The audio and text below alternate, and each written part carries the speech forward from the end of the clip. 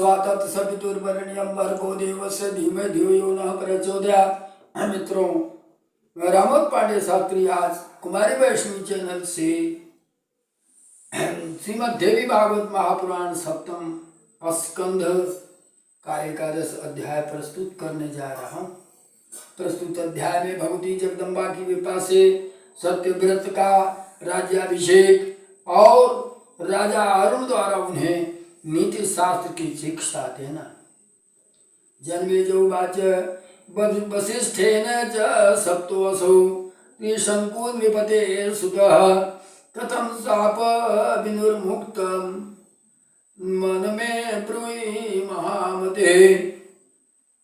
महामते, वशिष्ठ जी द्वारा शापित हुआ राजकुमार त्रिशंकु उस शाप से किस प्रकार मुक्त हुआ उसे स्पष्ट बताया जा रहा है। सत्यव्रत तथा शक्त पिशाच त्वं वाप्तवान् तस्मिन्नेवाश्रमे तस्थौ देवी भक्ति परायण। इस प्रकार शापग्रस्त सत्यव्रत पिशाचत्व को प्राप्त हो गया और देवी भक्ति में संलग्न होकर उसी आश्रम में रहने लगा। कदाचित् नृपतिः तत्र जप्त्वा मंत्रं नवाक्षरं होमार्थं ब्राह्मणात्वा प्रणामी उवाच भक्तितः। राजा सत्यव्रत नवाक्षर मंत्र का जप समाप्त करके हवन करने के लिए स्थिति क्या होती है, उस आश्रम पर जाके नवान मंत्र का जाप करता है और जप के पूर्ण होने पर सत्यव्रत नवाक्षर मंत्र का जब आप समाप्त होता है तो हवन के लिए ब्राह्मणों के पास जाकर के उनसे प्रार्थना करता है। कहता है, हे विप्रगण, मेरा नाम सत्यव्रत है, मैं राजकुमार हूँ।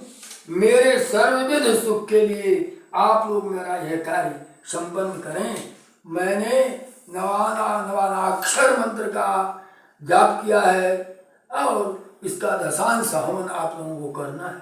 तत्सुत्वा ब्रह्मणास्तत्र तमुचुः नृपते सुतं सप्तस्त्वं गुरुणां प्राप्तं पिशाचत्वं त्वया अधुना।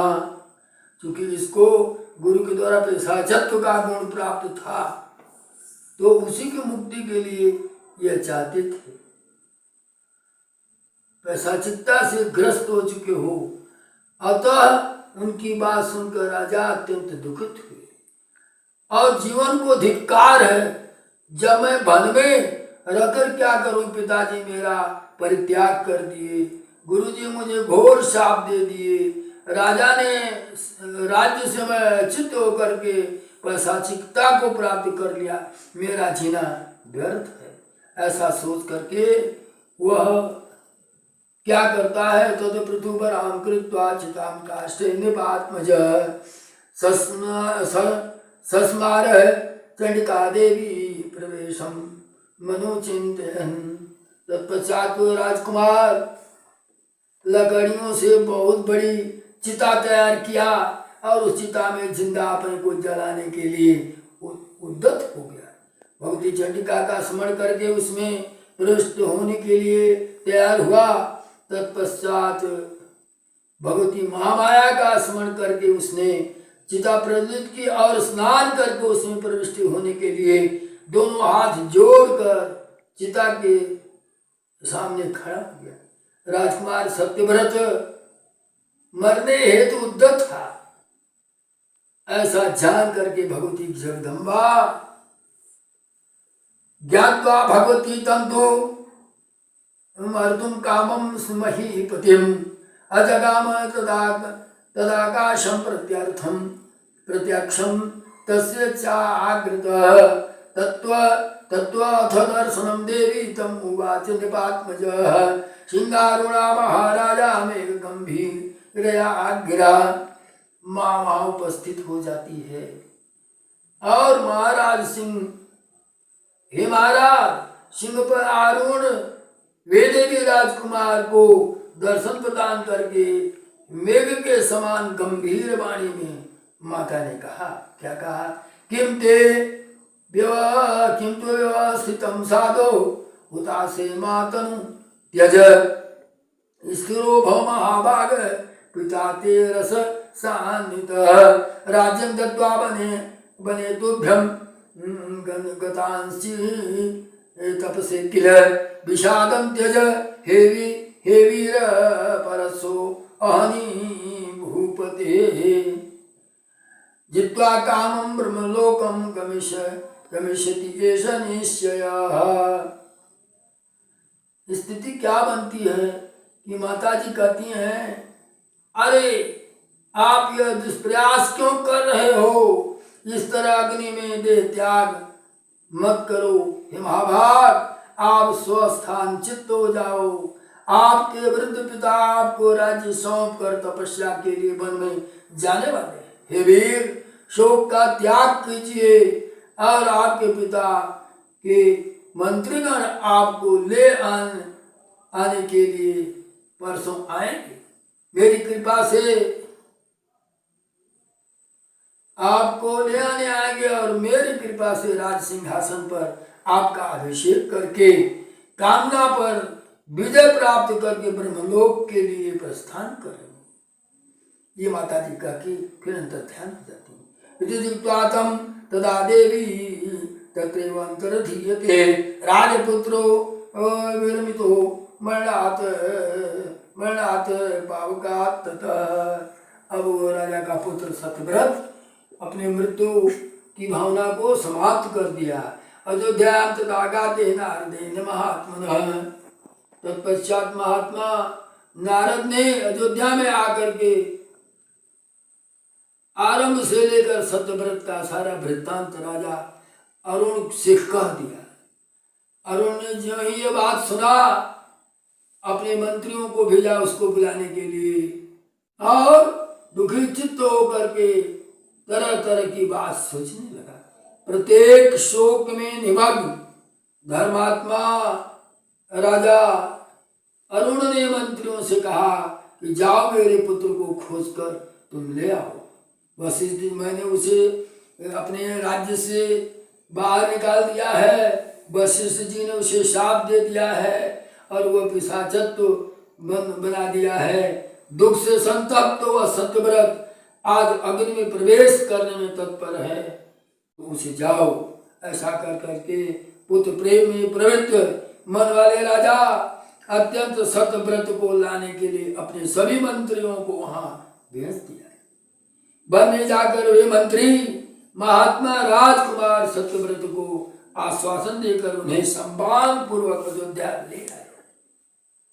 अयोध्यायां महात्मानं मान पूर्वं समानयं दृष्ट्वा सत्यव्रतं राजा दुर्बलं मलिनाम्बरं जटाजूटधरं क्रूरं चिन्तातुरं चिन्तयन् किं कृतं निष्ठुरं कर्मं मया पुत्रो विभासिता। राज्यार्हस्य अति मेधावी जानता धर्मनिश्चयः।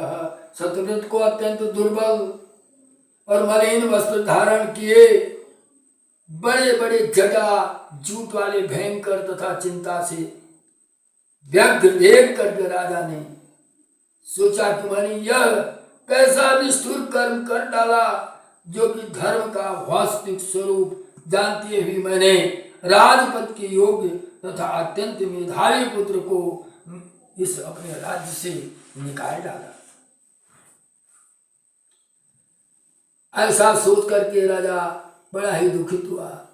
राजकुमार सत्यव्रत को भक्षस्थल से लगा लिया और लगा करके आश्वासन देकर अपने पास से ही स्थित आसन पर बैठा दिया। तत्पश्चात राजा क्या कहता है, राजोवाच पुत्र धर्मे मति कार्या माननीया शुभोद्भवा। हे पुत्र, तुम सदा धर्म में ही अपनी बुद्धि लगाना, स्त्रियों का सम्मान, विप्रों का सम्मान करना, न्यायपूर्वक प्राप्त धन को ही ग्रहण करना, प्रजाओं की सर्वदा सेवा करना, असत्य नहीं बोलना और निंदित कार्य नहीं करना, तपस्वियों की पूजा करना, क्रूर लिटोरों से दूर रखना। कार्य सिद्धि के लिए राजा को अपने मंत्रियों के साथ सदा गुप्त मंत्रणा करना चाहिए। छोटे शत्रु भी उपेक्षा न करें। शत्रु से मिले हुए अत्यंत विनम्र मंत्रों पर भी राजा को ने पूर्ण रूपेण आपस में विचार विनिमय किया। राजा सर्वत्र योक्तव्य शत्रु शत्रु मित्रेषु सर्वथा धर्ममति सदा कार्यादाना दद्यान निश्चय। राजा सर्वत्र योक्तव्य शत्रु मित्रेषु सर्वथा, शत्रु और मित्र सबके साथ समान व्यवहार करने वाला राजा सदैव दान करते हुए, दान दक्षिणा करते हुए अपने राज्य को सुव्यवस्थित चलाता है। दुष्टों की संगति का त्याग कर देना चाहिए, विविध यज्ञानुष्ठान करना चाहिए, सहयोगियों के साथ पूजा करनी चाहिए। स्त्री नपुंसक तथा युद्ध परायण व्यक्ति पर कभी भी विश्वास नहीं करना चाहिए। आखेट के प्रति अत्यंत आदर पूर्वक कभी नहीं रखनी चाहिए। द्वितीय मध्य तथा गे नूनम बारवधोच्च स्वयं तद विमुखो भूयात् प्रजास्तेभ्यः रक्षेत। ब्राह्मे मुहूर्ते कर्तव्यम् उत्थानं सर्वथा सदा स्नानादि सर्व विधिं विधाय विधिवद्यथा। पराशक्ति परां पूजां भक्त्या कुर्वात् सुदीक्षित। पुत्र जन्म साफल्यम पराशक्ति कदाचन। ब्रह्म मुहूर्त में उठ करके स्नान ध्यान करके माता पराशक्ति का पूजन अर्चन करना चाहिए। और ऐसा करने वाला पुत्र ही अपने पिता के जीवन को सफल करता है तथा अपने जीवन को सफल करता है। कृत्वा महापूजां देवी पाद जलम पिबन् न जातम जननी गर्भे गच्छेति विनिश्चय। एक बार भी भगवती जगदम्बा की महापूजा करके उसके चरणोदक का पान करने वाला मनुष्य फिर कभी माता के गर्भ में नहीं जाता है, यह सर्वथा निश्चित है। सर्वं देश महादेवी दृष्टा साक्षी तस्यैहि इति तद्भावं भारतिष्ठो निर्भयं चित्तसा। और माँ की कृपा मिलने पर निर्भय होकर भी जीवन व्यतीत करना चाहिए। नित्य विधिं सम्यक् गन्तव्यं सदमे द्विजान् तमाहुह्यं च प्रद्रष्टव्यं धर्मशास्त्र निर्णयम्। धर्मशास्त्र के अनुसार अपना समस्त कार्य करना चाहिए। तुम प्रतिदिन नित्य नियम का पालन करके सभा में जाना और द्विजों को बुला करके उनसे धर्म शास्त्र संबंधित निर्णय पूछना। वेद वेदांत के पराक्रमी आदरणीय विद्वानों की विधिवत पूजा करके सुयोग्य पात्रों को गौ भूमि तथा सुवर्ण आदि का दान करना। अविद्वान ब्राह्मणा कोपी नैव पूज्यं कदाचन आहाराद अधिकं चैव देयं मूर्खाय गर्हिचितः। तुम कभी भी किसी मूर्ख ब्राह्मण की पूजा मत करना और मूर्ख व्यक्ति को कभी भी भोजन से अधिक कुछ भी मत देना। तुम किसी भी परिस्थिति में लोभवश धर्म का उल्लंघन मत करना। इसके अतिरिक्त तुम्हें कभी भी विप्रों का अपमान नहीं करना चाहिए। पृथ्वी पर देवता स्वरूप ब्राह्मणों का प्रयत्न पूर्वक सम्मान करते रहना चाहिए। और अभ्यो अग्नि ब्राह्मणा क्षत्रस्नो लोहम उपस्थित तेषां सर्वत्रघ्यं तेजस्यात् योनिषु साम्यति। जल से अग्नि की, ब्राह्मण से क्षत्रिय की और पत्थर से लोहे की उत्पत्ति हुई। एक बार फिर सुनिए, जल से अग्नि की उत्पत्ति और ब्राह्मण से क्षत्रिय की और पत्थर से लोहे की उत्पत्ति हुई है। उसका सर्वत्रगामी तेज अपनी ही योनि में शांत होता है। अतः ऐश्वर्य की इच्छा रखने वाले राजा को विशेष रूप से विनम्रता पूर्वक दान के द्वारा ब्राह्मणों का सत्कार करना चाहिए। राजा को चाहिए कि वह धर्मशास्त्र के अनुसार दंड नीति का पालन करे और न्याय से उपार्जित धन का निरंतर संग्रह करे। दंड नीति सदा कार्यम धर्मशास्त्र अनुसारतः कोश संग्रह कार्यो नूनम न्याय न्यायगतस्य श्रीमद्देवी भागवत महापुराणे अष्टादशोत्तरसां संहितायां सप्तमस्कन्धे सत्यव्रताय राजनीति उपदेश वर्णनम नाम एकादशोऽध्यायः। बोलो मां जगदम्बा की जय।